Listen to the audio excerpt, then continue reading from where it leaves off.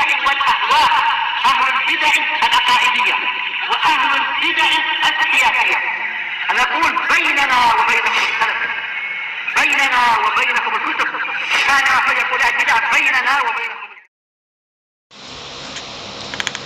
Bismillahirrahmanirrahim. Alhamdulillahilladzi arsala rasulahu bil huda wa dinil haq liyudhhirahu 'alad dini kullihi wa kafa billahi shahida. Asyhadu an la ilaha illallah wahdahu la syarika la iqraran bihi wa tauhida. Wa asyhadu anna Muhammadan 'abduhu wa rasuluh sallallahu alaihi wa ala alihi wa sallama tasliman mazida la nabiyya ba'dah. Ikhwani fid din, a'azzani wa a'azzakumullahu jami'an wa barakallahu fikum. Kita lanjutkan pembahasan berikutnya terhadap kitab Syarah Nawaqidul Islam yang disyarah oleh Asy-Syaikh Al-'Allamah Shalih Al-Fauzan asbahullah. Pada pertemuan yang sebelumnya kita telah memasuki pembatal keislaman yang ke-9. Pembatal keislaman yang ke-9. Bahwasanya termasuk pembatal keislaman adalah meyakini bahwasanya sebagian manusia boleh keluar dari ketaatan kepada Nabi Muhammad SAW dengan dalil keluarnya Nabi Khadir dari mentaati Nabi Musa alaihissalam. Ini keyakinan yang batil, justru mengarahkan kepada kekufuran wal'iyadzubillah. Karena bagaimanapun setelah datangnya Nabi Muhammad SAW, setelah datangnya agama Islam, semua agama yang ada tidak diterima di sisi Allah Ta'ala. Yang diterima hanya Islam saja. Inna dina indallahi al-Islam. Sesungguhnya agama yang diterima, diridhai di sisi Allah Ta'ala hanya agama Islam saja. Al-yawma akmaltu lakum dinakum wa atmamtu alaikum ni'mati wa raditu lakumul Islam madina. Islam itulah yang diridhai. Mafhum? Sampai-sampai Rasulullah SAW mengatakan, la yasma'u bi ahadun min hadil ummah la yahudiyun wala nasraniyun summa yamutu walam yu'min bima ursiltu bih illa kana min ashabin nar. Artinya apa? Tidaklah ada salah seorang dari kalangan umatku ini yang telah mendengar kenabianku, mendengar syariat Islam, tidak Yahudi, tidak Nasrani, kemudian mati. Dia mati dalam keadaan tidak beriman dengan apa yang aku diutus dengannya, maka dia termasuk penduduk neraka, kafir. Nah, ini keyakinan yang batil ya. Itu buktinya Nabi Khadir tidak mentaati Nabi Musa alaihissalam. Kita katakan Khadir alaihissalam, paham ya? Beliau nabi yang diutus pada kaum tertentu. Sebagaimana Nabi Musa alaihissalam juga diutus pada kaum yang khusus. Sehingga masing-masing bawa syariat. Paham? Sehingga Nabi Khadir tidak diperintahkan untuk mentaati syariat Musa alaihissalam. Mafhum? Beda dengan Nabi kita Muhammad sallallahu alaihi wasallam, diutus untuk semua manusia, semua umat. Paham ya? Nah, bu'istu ilan nasi kafah, dan aku diutus untuk semua manusia. Paham? Sehingga kalau ada manusia-manusia yang tidak beriman dengan Nabi kita Muhammad sallallahu alaihi wasallam, maka kafir. Wal'iyadzubillah. Kita lihat pembahasan sekarang mengenai khilaf bagian bawah itu yang mungkin cetakannya berbeda dikit. Wa ikhtalafal ulama'u fil Khadir hal huwa nabiyyun aw rajulun salih ala qaulain.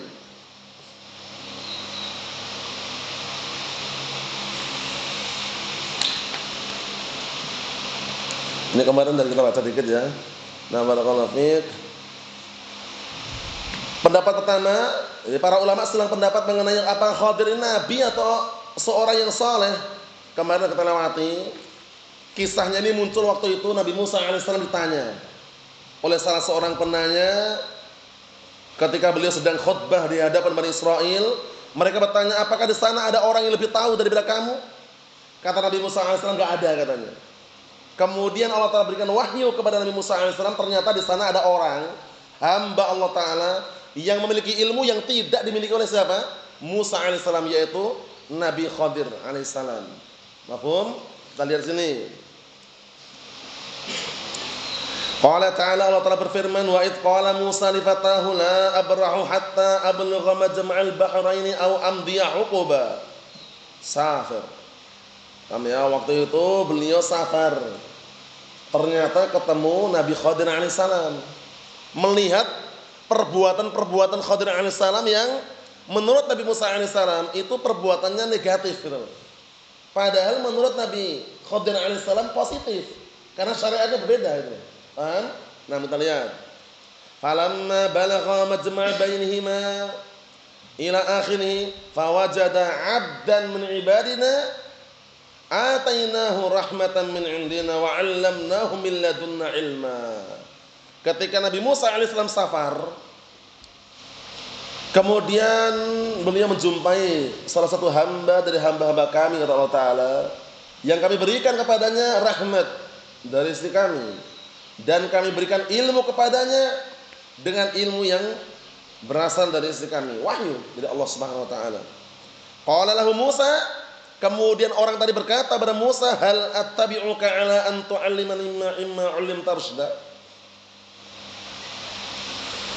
Kemudian Musa alaihissalam berkata kepada orang tadi, Musa alaihissalam berkata kepada orang tadi, siapa maksudnya orang tersebut? Khadir alaihissalam. Apakah boleh aku mengikutimu? Hingga engkau mengajarkan kepadaku apa yang engkau telah diberikan ilmu dari Allah Ta'ala. Jadi berarti Nabi Musa alaihissalam pengen mendapatkan ilmu yang dimiliki oleh siapa? Khadir alaihissalam. Bertanya. Tapi antum lihat dalam surat Kahfi itu, setiap kali bertanya, kemudian Nabi Khadir alaihissalam memberikan apa? Isyarat bahwasanya kamu tidak akan mampu mengikutiku, tidak akan mampu sabar untuk mengikutiku, karena beda syaratnya. Kita lihat. Ila akhir kisah allati dzakaraha Allah Ta'ala fi surat Al-Kahfi. Kalau baca, bisa baca sendiri surat Al-Kahfi itu ada terjemahannya, lihat itu. Kalau ada tafsirannya, dilihat bawahnya itu, bagus sekali. Kisahnya bagaimana? Sampai akhir kisah yang Allah Ta'ala sebutkan di dalam surat Al-Kahfi, hada asal kisah, inilah asal usul kisahnya. Fal Khadir ma huwa min ummati Musa. Khadir bukan termasuk umat Musa. Antum dah tahu semuanya kan? Nabi-nabi terdahulu itu diutus untuk umat-umat tertentu, umat-umat yang khusus, ya kan? Sedangkan Nabi kita Muhammad SAW untuk semua kalangan, untuk semuanya. Wa bu'istu ilan nasi kaffah, ya kan? Dan aku diutus untuk semua manusia. Jadi pahami? Sehingga Nabi Khadir ternyata bukan termasuk umat Musa alaihissalam. Li'anna Musa lam yub'ats ilan nasi kaffah, ini penting. Dikarenakan Musa tidak diutus untuk semua manusia. Terus orang-orang yang ingin keluar dari syariat Rasulullah SAW ini hujahnya mana gitu loh. Kalau mereka berhujah dengan kisah ini ya nggak tepat. Kenapa nggak tepat? Nabi Khadir itu diutus untuk umat tertentu. Sedangkan Nabi Musa alaihissalam juga untuk umat tertentu. Tidak ada kewajiban bagi Nabi Khadir untuk mengikuti Nabi Musa.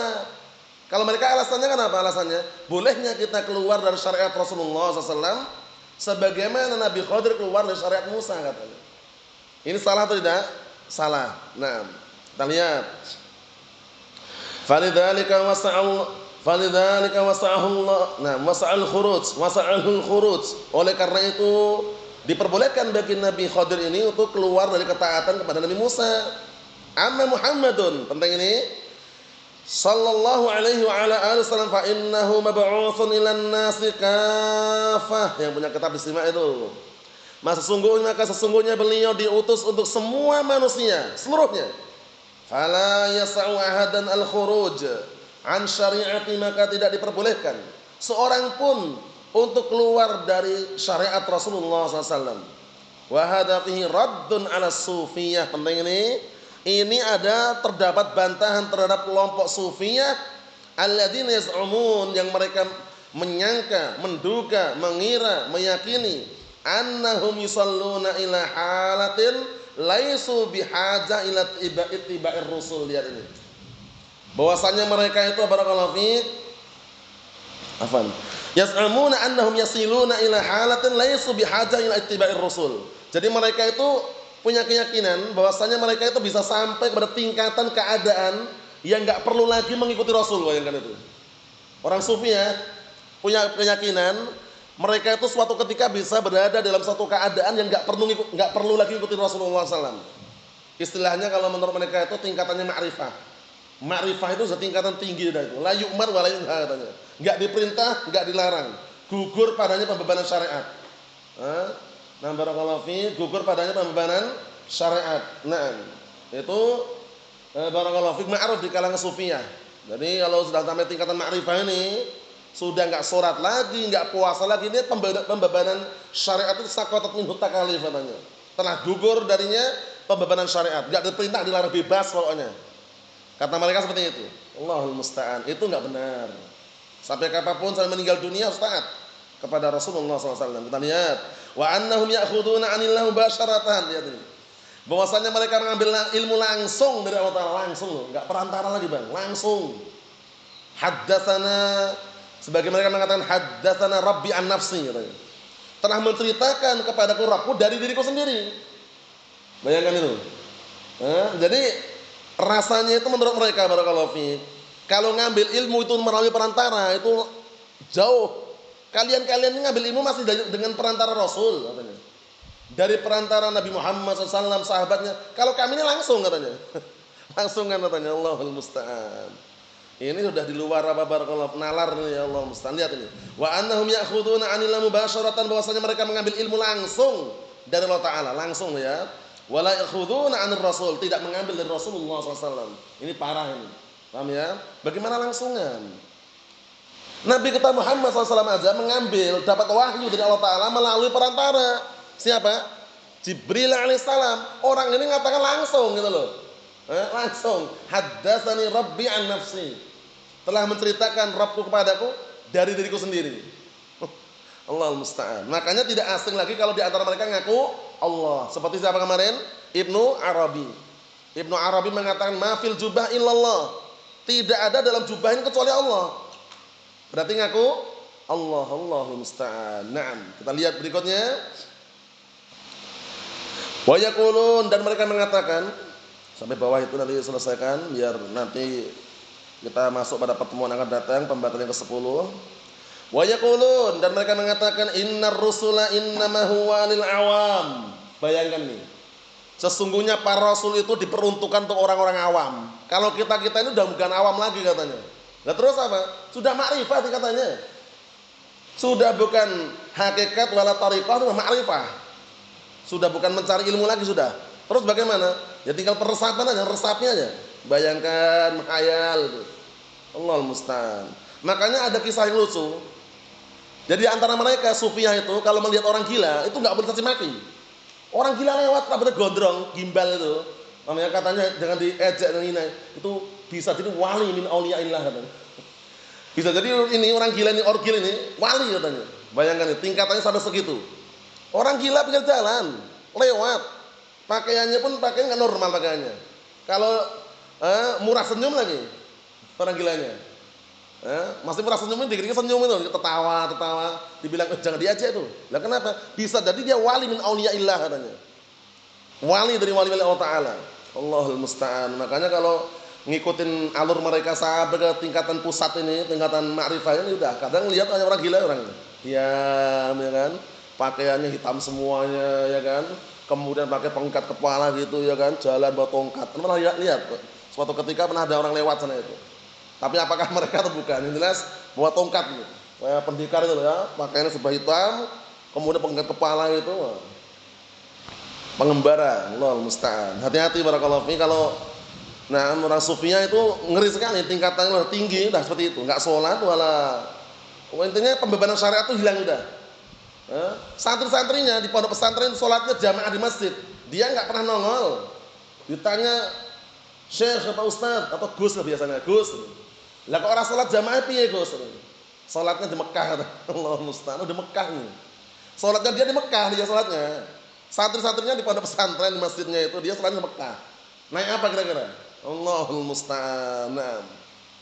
Kalau istilah Gus itu kata mereka, Gus itu anak kiai. Jadi kalau istilah Gus-Gus itu biasanya anak kiai, bapaknya kiai biasanya. Anaknya saya Gus, seperti itu. Nah, Gus Hafid misalkan, berarti bapaknya kiai. Contohnya, maksudnya kalau orang antum dengar lafaz Gus-Gus itu, menurut mereka itu Gus itu anak kiai. Jadi kalau bapaknya kiai itu anak-anaknya biasanya Gus julukannya. Biasanya gitu. Allah musta'an. Itu enggak penting, yang paling terpenting bahayanya sifat dan juga karakter serta pemahaman pemikiran orang sufi yang berbahaya sekali. Allah musta'an. Kita lihat dikit lagi. Kata beliau barakallahu fiik, ammal khawas, adapun orang-orang khusus lihat ini. Fala yahtajuna ila rusul, maka enggak perlu lagi pada rasul. Lihat, orang-orang khusus tidak perlu lagi kepada apa? Rasul itu loh. Kalau antum masuk ke hotel itu, kalau orang khusus biasanya kelasnya VIP. VIP. Orang khusus itu, orang-orang elit. Orang-orang elit kelas menengah ke atas itu. Sudah enggak sholat lagi, enggak puasa wala zakat wala haji. Kalau orang sufiah ini lihat ini. Jadi untuk rasul ini hanya untuk orang awam. Adapun khawas, orang yang khusus, maka enggak perlu lagi para rasul katanya. Li'annahum ya'rifunallah wa yasiluna ilallah. Lihat ini. Dikarenakan mereka itu langsung mengenal Allah dan langsung sampai kepada Allah Ta'ala langsung ya. Enggak perlu perantara-perantara lagi. Wa yakhuduna 'anillahu basyaratan, dan mereka mengambil ilmu langsung dari Allah Ta'ala langsung. Hadza ma 'alaihi ghulatus sufiyah. Inilah keyakinan yang berada di atasnya orang-orang yang ekstrim dari kalangan sufiyah. Annahum yasiluna ila halatin yastaghnuna 'anil rasul sallallahu alaihi wasallam. Bahwasanya mereka nanti akan sampai kepada suatu keadaan yang mereka tidak perlu, enggak butuh lagi kepada Rasulullah sallallahu alaihi wasallam. Allahul musta'an. Wa yakhrujuna 'an syari'atih, dan keluar dari syariatnya. La yu'mar wala yunha, enggak ada perintah, enggak dilarang. Saqatat minhu at-takalif, pembebanan syariat gugur darinya. Allahul musta'an. Ngeri ini. Walidzalika la yusallun wa la yasumun. Lihat ini. Oleh karena itu mereka apa? Perhatikan ini.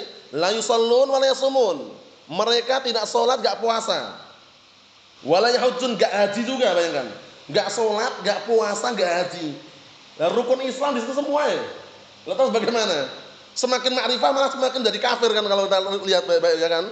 Lah enggak sholat, enggak sholat, enggak puasa, enggak haji, zakat pun enggak mau, pengennya dizakatin. Bayangkan itu. Lihat ini. Padahal dulu ketika awal-awal masih tingkatan thariqah hakikat sholat ya. Bayangkan semakin parah kan. Kita lihat ini. Allahul musta'an. Kita lihat ini. La yashallun wa la yasumun wa la yahujjun. Mereka enggak sholat, enggak puasa, enggak haji. Wa la ya'maluna bima ja'a bihi rasul, dan tidak mengamalkan apa yang dibawa oleh Rasulullah SAW. Parah ini. Perhatikan. Mereka tidak mengamalkan apa yang dibawa oleh Rasulullah SAW. Terus bagaimana? Oh dulu aja ketika pemula, awal-awal belajar semangat salat 5 waktu, ke masjid terus jamaah kok. Begitu tingkatan ma'rifah enggak nongol di masjid. Ditanya salatnya mana Mekah katanya. Allahul musta'an. Kadang juga ada yang lucu. Ketika peletakan arah kiblat itu mereka yang ekstrim-ekstrim itu, karena mereka itu meyakini Wali Songo itu sakti gitu loh. Menurut mereka Wali Songo, wali yang 9 itu. Jadi udah ada sekarang kan zaman teknologi canggih. Ada yang namanya semacam kayak kompas atau alat semacam apa alat yang canggih untuk mengetahui arah kiblat secara global dan akurat, prediksi. Paham ya? Melalui satelit. Enggak terima mereka, itu enggak bisa itu. Kita lebih percaya dengan peletakan Wali Songo katanya. Bikin mihrab di depan, kasih lubang depan itu. Salah satu kiai mereka datang ke mihrab, lihat lubang itu. Bismillah, nah itu depan itu Ka'bah, Baitullah Haram. Nah, berarti ini pas ini katanya. Jadi kasih lubang itu di mihrab itu, depan itu, bagian depan itu. Nah, sama si kiainya di terawang. Udah pas belum? Pas. Depannya Ka'bah persis. Yang bisa lihat hanya orang-orang tertentu katanya. Akhirnya udah, satelit-satelit nggak dipakai lagi udah. Allahul musta'an. Nah peletakan Wali Songo katanya. Allahul musta'an. Yang namanya sufiah seperti keadaannya. Kalau sudah semakin ekstrim, semakin parah, justru malah lari dari syariat. Kita lihat. Li'annahum khawasun yaqulun, dikarenakan mereka adalah orang khusus. Mereka mengatakan manahnu bihajah ila rasul, kami sudah enggak perlu lagi rasul katanya. Enggak perlu lagi rasul, bayangkan itu. Allahul musta'an. Nahnu wasalna ila Allah. Kami sudah sampai kepada Allah Ta'ala. Nas'alullahal afiyah, kata Syekh Shalih Fauzan. Nas'alullahal afiyah. Kita minta kepada Allah Ta'ala keselamatan. Kalau sudah seperti bahaya ini. Antum perhatikan baik-baik. Ketika di awal permulaan tingkatan hakikat, thariqat, di awal permulaan semangat belajarnya, semangat ibadahnya, semangat sholat, zakat, puasa. Tapi ketika sudah mencapai tingkatan tinggi, ekstrim, malah nggak sholat, malah nggak puasa, malah nggak zakat, malah nggak haji. Rukun Islam ditinggalkan. Nah, kalau rukun Islam ditinggalkan, apa bagaimana? Hukumnya apa? Kafir itu loh, ya kan? Allahul musta'an. Wali mana ini? Paling-paling wali setan itu. Allahul musta'an. Kita lihat sini. Hada qasdus syekh min dzikri hadil masalah, inilah tujuan syekh menyebutkan permasalahan ini. Hada raddun ala sufiyah alladziina yaz'amun annahum yas'auhumul khuruj an syariati Muhammad sallallahu alaihi wasallam li annahum laisu bihajah ilaih.